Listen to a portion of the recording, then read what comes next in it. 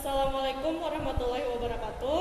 Kami dari kelompok 5 Filsafat Umum yang beranggotakan Muhammad Rizky, Maulida Rahmi, dan Ahmad Ghazali ingin menyampaikan materi tentang aliran-aliran menuju Hellenisme, Stoicisme, Epikurisme, Skeptisisme, dan Neoplatonisme.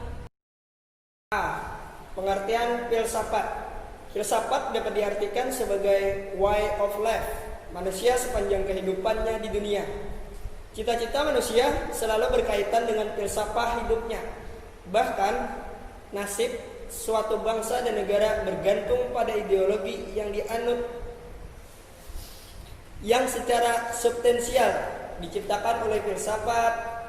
Filsafat bermakna sifat yang sadar dan dewasa dalam memikirkan segala sesuatu secara kontemplatif dan menyeluruh.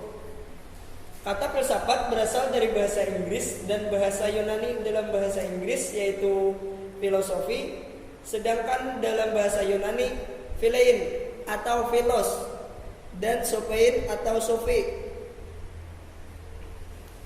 Ada pula yang mengatakan bahwa filsafat berasal dari bahasa Arab yaitu falsafah yang artinya al-hikmah. Orang yang mencintai kebenaran atau mencari kebenaran disebut filsuf. Masa Helenitas dan Romawi. Masa Helenitas dan Romawi adalah masa yang tidak dapat dilepaskan dari peranan Raja Alexander Agung. Kebudayaan Yunani ini disebut kebudayaan Helenitas. Ada sejumlah aliran pada masa ini seperti Stoicisme, Epikurisme, Skeptisisme, Elektisisme, dan Neoplatonisme. Yang pertama, Stoicisme. Stoicisme merupakan mazhab yang didirikan di Athena oleh Zeno dari Kition.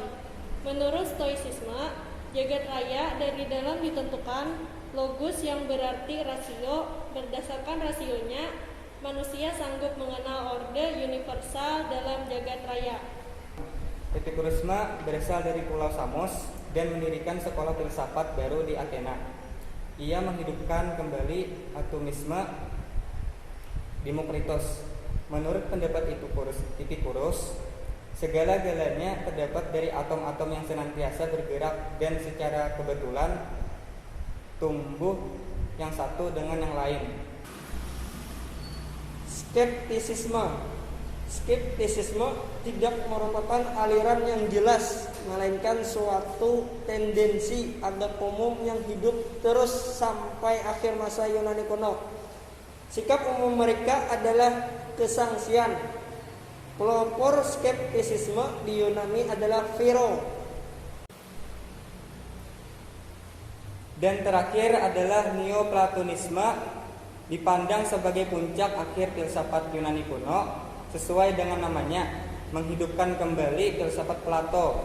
Tetapi para pengikutnya dipengaruhi filsafat lain yang lahir sebagai sesudah Plato. Misalnya Aristoteles dan Stoa. Tokohnya adalah Platinos, dilahirkan di Mesir. Sistem filsafat Platinos adalah kesatuan yang disebut Allah atau yang satu. Artinya semuanya berasal dari kembali pada yang satu, dari bawah ke satu. Terima kasih. Neoplatonisme sebagai aliran filsafat yang baru dalam filsafat Yunani kuno menjadi aliran intelektual yang dominan, tampak bersaing dengan dunia Kristen atau teologi Kristiani. Seorang filsafat yang sukses dalam mengajarkan Neoplatonisme di Athena adalah Proklos pada masa 410 sampai 485 sebelum Masehi. Berkat keberhasilannya pada tahun 529 Masehi, Kaisar Justinianus dari Bizantium menutup keseluruhan filsafat di Athena yang dianggapnya sebagai akhir masa filsafat Yunani kuno. Kafir di sini maksudnya adalah dilandasi oleh pikiran-pikiran filosofis manusia, bukan dari gereja. Terima kasih. Jadi, kesimpulannya adalah pola pikir filsafat Helenisme Yunani pasca Aristoteles diantaranya Epikurisme, Stoicisme, Skeptisisme, dan Neoplatonisme. Berikut penjelasan secara ringkas. Epikurisme, ia adalah filsuf yang memuja kesenangan hidup. Ia menafikan dan menihilkan peranan Tuhan di dunia. Menurutnya, Tuhan hanya menjadi penghalang untuk menikmati kesenangan hidup di dunia. Karena itu, Epikurus adalah salah satu filsuf yang beraliran ateis. Stoicisme, tujuan utama dari ajaran Stoi adalah menyempurnakan moral manusia. Kriterianya tentang kebenaran relatif sama dengan Epikurus yang mengatakan bahwa pemandangan adalah kriteria setinggi-tingginya untuk mencapai kebenaran. Skeptisisme, mereka adalah mazhab filsafat yang ragu-ragu terhadap ajaran-ajaran klasik. Menurut mereka, kebenaran tidak dapat diduga, dan untuk memutuskan mana yang benar dan mana yang salah dalam pertentangan pendapat yang begitu banyak, perlulah ada suatu kriteria tentang kebenaran. Kriteria itulah yang tidak ada. Neoplatonisme, ia berusaha menghidupkan kembali aliran Plato, tetapi pengikutnya dipengaruhi oleh filsuf lain. Demikian presentasi dari kami.